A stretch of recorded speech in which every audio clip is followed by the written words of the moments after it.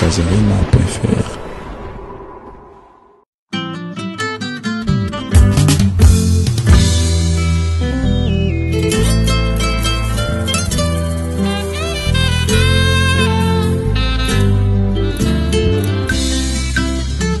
Bonjour bien-aimés dans le Seigneur. C'est vraiment une joie pour moi de vous retrouver encore après une petite interruption parce que nous n'avions pas assez de temps. Nous avions entendu des échos, des gens qui commençaient déjà à nous réclamer. C'est une bonne chose. Alors nous sommes revenus aujourd'hui pour parler toujours de l'évangile éternel que nous prêchons, la connaissance que Dieu a promis pour le temps de la fin. Dans le livre de Daniel, chapitre 12, au verset 4, et 9 et 10, Dieu dit à Daniel de cacher la connaissance, les choses qu'il lui a montrées, et que ces choses-là seront révélées au temps de la fin. Et quand, au temps de la fin, cette connaissance viendra, c'est elle qui va épirer et accorder la vie éternelle. Ainsi, Jean, dans Apocalypse 14, 6, vient compléter cette prophétie. Il dira que un ange volait au milieu du ciel avec l'évangile éternel. C'est là où nous avions alors identifié les noms de cette connaissance que Dieu avait promise au temps de la fin. D'ailleurs, c'est dans les habitudes de Dieu de promettre et de réaliser par la suite. Voilà pourquoi Jésus, avant de venir sur la terre, il était une promesse. Mais quand la promesse s'est réalisée, Jésus était là. La personne qui était censée expliquer la loi au peuple, les sacrificateurs, ignoraient que ce qui l'attendait lui était là devant lui. Et ça a toujours été comme ça. Parce que Dieu dit qu'il ne fait que ramener ce qui est passé hier. Voilà pourquoi il faut faire très attention avec la parole. Parce qu'en réalité, la révélation est cachée. Voilà pourquoi Paul dit que c'est des choses que l'œil n'a jamais vues, l'oreille n'a jamais entendues, qui ne sont jamais montées dans le cœur de l'homme. À moins que Paul ait menti. Ça doit demeurer et rester comme ça. La connaissance qui sauve, cette sagesse, ce n'est pas la loi de Moïse. Parce que la loi de Moïse, même ceux qui ne prient pas la connaissent. Voilà pourquoi le pays est rempli de prisons. Quand tu voles, on te met en prison. Tout le monde connaît la loi. Mais Dieu a caché une connaissance dans chaque écriture qu'il a inspirée dans la Bible. C'est cette connaissance, quand il te la révèle, elle t'apporte la vie éternelle. Parce que cette connaissance, c'est Dieu lui-même. Ainsi, aujourd'hui, nous allons parler du deuxième jour de la création. Remarquez, quand Dieu vient, il commence par créer le monde en 6 jours et 7e, il s'est reposé. Pourquoi déjà Dieu crée en 6 jours et 7e il se repose? Parce que Dieu parle aussi au travers des chiffres. Quand Dieu dit 2, ça veut dire 2. Il doit expliquer le pourquoi du 2. Quand il dit 1, il doit revenir nous expliquer le pourquoi du 1. Voilà pourquoi, naturellement, Dieu a fait que l'enfant dans le ventre de sa mère fasse 9 mois. Dieu doit revenir nous expliquer pourquoi 9 mois. Quand tu nais avant 9 mois, tu es un prématuré, c'est-à-dire tu ne viens pas selon la loi de la nature. Or la loi de la nature, c'est la loi de Dieu. Parce que nous avons 2 Bibles. La première Bible, c'est la nature. Dieu a commencé par parler, prophétiser. Et les choses, la parole s'est matérialisée dans la nature. C'est une Bible. Voilà pourquoi Paul vient dire, la nature ne vous enseigne-t-elle pas? Parce que nous devons écouter l'enseignement de la nature. Il s'agit de Dieu lui-même. Par la suite, Dieu est venu prendre la même parole. Il a mis par écrit. Donc nous avons 2 Bibles. Pourquoi il fait qu'il y ait 2 Bibles? Parce que ce que la nature dit, la Bible écrite doit les confirmer. Ce que la Bible écrite dit, la nature doit les confirmer. Mais pourquoi Dieu a fait cela?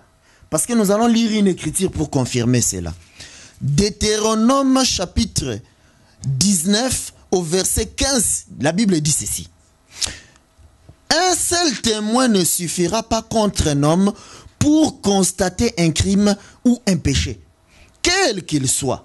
Un fait, je répète, un fait ne pourra s'établir que sur la déposition de 2 ou de 3 témoins. Ça, c'est selon la loi de Moïse. Et Paul a repris cela. Ça veut dire quoi? Ça, c'est la loi de Dieu.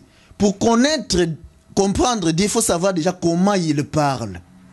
Dieu, avant de faire quelque chose, il doit l'avoir fait déjà avant. S'il ne l'a pas fait avant, il ne peut pas la refaire. Voilà pourquoi, dans Ecclésiaste, au chapitre 1er, il vient dire, au verset 9 et 10, il vient dire qu'il n'y a rien de nouveau sous le soleil. Quand tu vois quelque chose, sache que la chose s'est déjà produite dans les siècles qui nous ont précédés. Ça, c'est la déclaration de Dieu. Dans le chapitre 3, il répète que Dieu, il ne ramène que ce qui est passé hier. Je suis votre humble serviteur, le docteur Odilo Moulenda, qui enseigne l'évangile éternel, ici à Montreuil et à côté. Si vous venez là-bas, nous pourrons rentrer dans toutes ces profondeurs parce que la connaissance que Dieu a promise est déjà là. Nous avons la réponse à tous les mystères de la nature, tous les mystères que Dieu a cachés. C'est ça la vie éternelle. Mais ici, notre temps est limité. Voilà pourquoi nous ne pouvons pas aborder les profondeurs, mais les profondeurs sont là. Ainsi, remarquez, Dieu dit que il faut toujours à chaque fois, pour que tu reconnaisses que ça c'est une vérité biblique, il faut que Dieu ait fait la chose 2 ou 3 fois. C'est ça ce que nous allons démontrer au travers du 2e jour de la création. Remarquez, quand Dieu vient au 1er jour de la création, Dieu fait sortir la lumière. Mais remarquez que il y avait au préalable les ténèbres. Donc les ténèbres étaient avant les premiers jours. Il y avait déjà l'eau. L'eau était avant les premiers jours. Il y avait déjà la terre dans l'eau. La terre était avant les premiers jours. C'est-à-dire, avant que nous commencions à parler de la Bible, de parler du premier jour de la création, l'évangile éternel, cette connaissance que Dieu a cachée, il nous amène d'abord avant la création. Il nous amène à l'origine du ténèbre. Il nous amène à l'origine de la terre. Il nous amène à l'origine de l'eau. Parce que l'eau était déjà là, la terre aussi était déjà là. Mais qu'est-ce qui s'est passé au premier jour? Parce que ça, c'est des mystères que nous nous cachons pour l'instant. Nous commençons alors au premier jour. Au premier jour, Dieu vient, il dit que la lumière soit. Et la lumière fut. Dieu vient. Il prend la lumière, il la sépare du ténèbre, parce que le ténèbre était déjà là, avant la lumière, entre guillemets. Maintenant, il constata que cela était bon. Dieu passe au 2e jour. Au 2e jour, nous allons le lire. 2e jour de la création, la Bible nous dit, Dieu dit, qu'il y ait une étendue entre les eaux, et qu'elle sépare les eaux d'avec les eaux. Et Dieu fit l'étendue, et il sépara les eaux qui sont au-dessous de l'étendue d'avec les eaux qui sont au-dessus de l'étendue. Et cela fut ainsi. Dieu appela l'étendue ciel. Ainsi il y eut un soir et il y eut un matin. Ce fut le second jour. Le 2e jour de la création, nous voyons que Dieu est venu. Il a trouvé d'abord l'eau. J'ai dit tout à l'heure que nous devons parler de l'origine de l'eau, parce qu'elle était là avant les jours de la création. Mais ça, nous cachons. Maintenant, quand il vient, il prend l'eau, il la sépare. Il met une eau au ciel. Il met une eau sur la terre. L'espace qui est sorti entre les deux eaux, Dieu l'appelle ciel. C'est-à-dire, au 2e jour, il y a eu l'apparition du ciel. Nous allons parler aujourd'hui de ces deux eaux au ciel, sur la terre, et du ciel. C'est quoi? Qu'est-ce que Dieu cache? Parce que c'est un mystère, Dieu a caché. Je répète, la loi de Moïse est à la portée de tous. Tout pasteur que tu vas rencontrer, il va t'apporter la loi de Moïse. Tous ces pasteurs, tous les hommes qui se présentent à vous, vous te disant des pasteurs, habillés en noir. D'ailleurs, ils changent de couleur. D'autres sont en rouge. Mais il y a un truc qui ne change pas. Un ruban blanc ici, qui montre la sainteté. Une petite sainteté. Le reste est noir. Ça, c'est une vérité. Il faudrait qu'il nous montre dans la Bible un apôtre qui s'est habillé comme ça. C'est pourquoi je vous déclare que la Bible dit que c'est lui qui ajoute, lui qui retranche. Dieu lui prive de la vie éternelle. Tous ces hommes qui se présentent à vous ainsi, Dieu les a privés de la vie éternelle. C'est des serviteurs du diable. Si tu es dans une église où ton pasteur s'habille comme ça, tu dois lui dire qu'il y a un homme qui est à Paris. Je suis un inconnu. Moi, je ne suis pas un archibishop. Je ne suis pas connu. Mais je le dénonce. Mais ce n'est pas pour lui que je parle. C'est pour toi que je parle. Pour que tu sortes de là. Parce qu'il t'amène tout droit en enfer. Tu es sur le boulevard. Tu dois trouver. Aujourd'hui, je suis venu pour te montrer le petit chemin. Pour que tu l'empruntes et que tu reçoives le salut. Remarquez. Dieu a caché la connaissance dans chaque écriture de la Bible. Mais ça, il ne la dévoile pas à n'importe qui. Parce qu'il s'agit de la nudité de Dieu. Jésus, humainement, c'était un homme. Si vous voyez un homme qui s'est déshabillé devant tout le monde, vous allez le prendre pour un fou. Jésus n'est pas fou. Jésus a attendu le soir où le soleil rencontre la lune, parce qu'il est le soleil. Mais ça aussi, nous cachons. Il attend sa femme, donc la lune, et c'est là où l'homme se dévoile. Il ôte le voile. Jésus a ôté le voile parce que nous sommes la nuit. Voilà pourquoi nous, l'épouse, nous voyons la nudité de Jésus et nous la disons. Voilà pourquoi cela vous étonne. Parce que, comme Paul a dit, c'est des choses que vous n'avez jamais entendues. Comment pouviez-vous entendre cela parce que l'homme l'avait voilé? Il s'agit de son intimité. Mais nous allons partir. Remarquez, nous avons donc l'eau au ciel. Nous avons l'eau sur la terre et nous avons un espace. Remarquez, aujourd'hui j'ai apporté un tableau parce que j'aimerais me faire comprendre très bien. Nous allons illustrer cela, les jours de la création.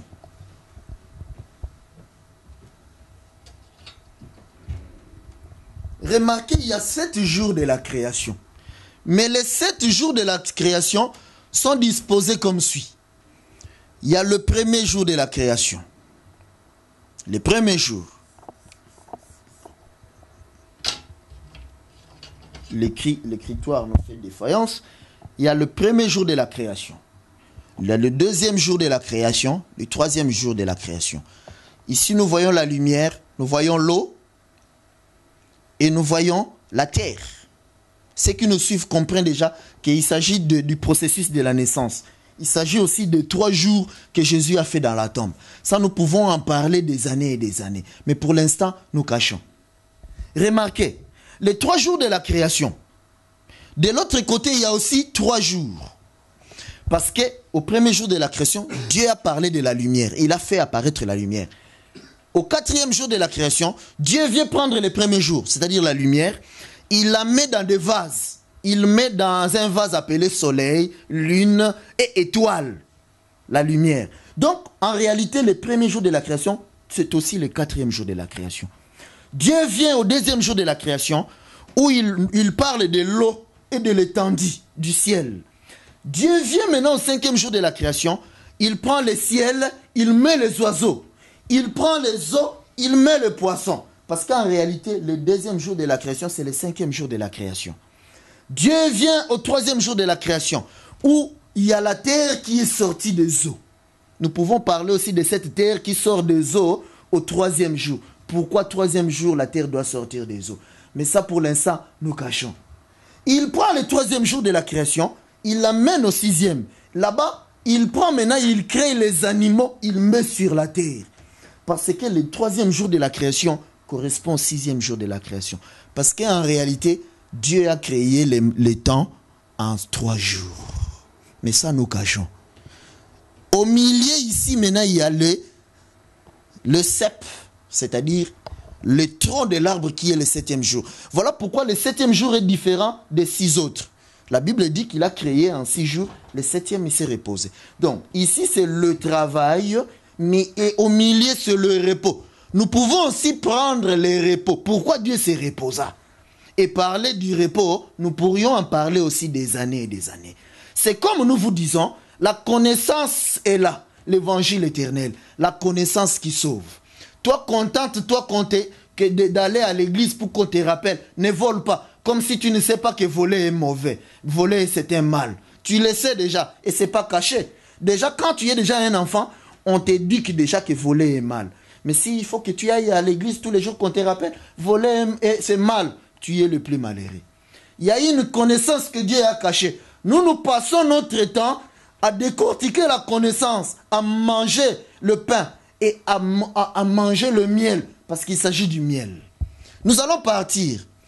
Donc, nous sommes aujourd'hui, nous nous concentrons au deuxième jour de la création. Nous pourrons aussi prendre le premier jour de la création, parler des années, des années.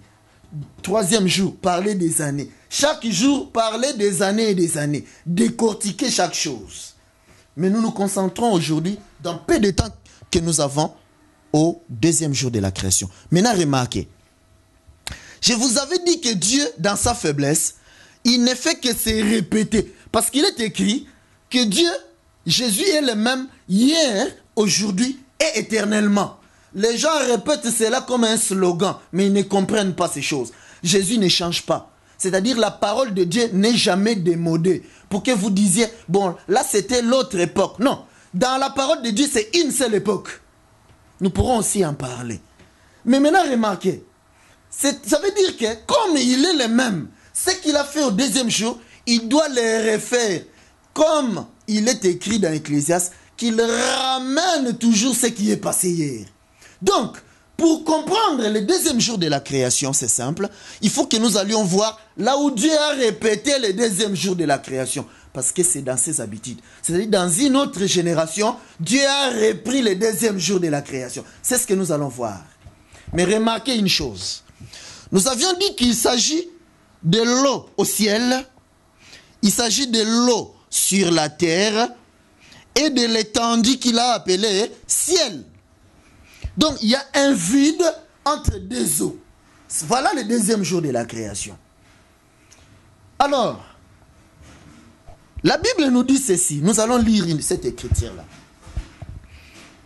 Nous allons prendre Genèse, plutôt 1 Corinthiens, au chapitre 10. Qu'est-ce que Paul nous dit? 1 Corinthiens, chapitre 10. Au premier verset, Paul nous dit ceci. Frères, je ne veux pas que vous ignoriez que nos pères ont tous été sous la nuée, qu'ils ont tous passé au travers de la mer, qu'ils ont tous été baptisés en Moïse dans la nuée et dans la mer. La Bible dit que Israël avait été baptisé en Moïse dans la mer Rouge. Ah, donc la Bible, Paul vient nous donner un indice. Alors, nous devons voir qu'est-ce qui s'est passé lors de ces baptêmes à la mer Rouge. Remarquez, Israël est venu, en face de lui, il y avait la mer Rouge. Derrière, il y avait Pharaon qui venait. Et si nous voyons, Moïse prendre son bâton, c'était un bâton. Il a levé le bâton, la mer Rouge s'est scindée en deux morceaux. Il y a eu un passage au milieu. C'est ça ce qui s'est produit.